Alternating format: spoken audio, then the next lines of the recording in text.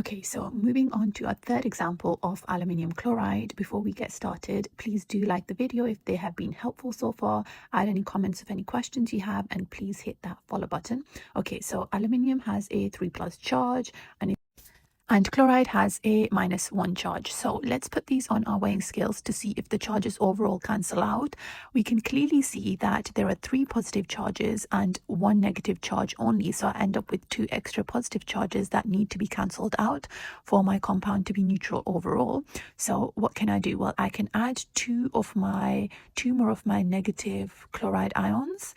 So I'm going to add 2 more chloride ions to help me cancel out the extra 2 positive charges on the left hand side.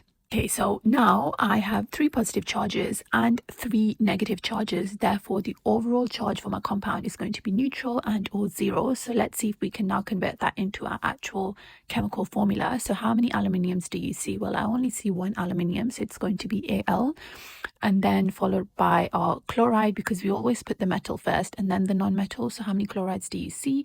Well, there are 3 chloride ions. So the formula of aluminium chloride is going to be AlCl3. Okay, so next example is magnesium nitride. This is going to be a little bit more complicated. So magnesium has a 2+ charge and nitride at the top has a 3- charge. So we're going to start off with the metal and then the non-metal. And again, I'm going to put it on my weighing scales to see if the overall charges cancel out to 0. We can clearly see that there are 2 positive charges and 3 negative charges. So overall, they do not cancel out at the moment. So I do need to add an extra positive charge. I can only ever add Mg2+ and or N3- at a time. So I'm going to add another Mg2+ ion. That will leave me with now a total of 4 positive charges and only 3 negative charges. So still a little bit unbalanced. So then I need now extra negative charges. So I'm going to go ahead and add another nitride ion, so another N3-. So now I end up with 6 negative charges and still only 4 positive charges.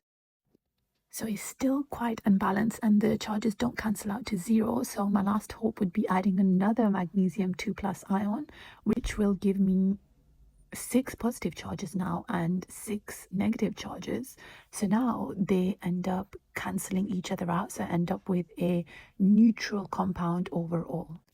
Okay, so the formula of magnesium nitride will be, well, let's start off with our metals, Mg. How many magnesiums do you see? Well, there are 3 magnesiums, so it's Mg3, followed by our non-metal, which is the nitride. So N, how many nitrides do I see? I see 2 nitrides, so it's Mgn2.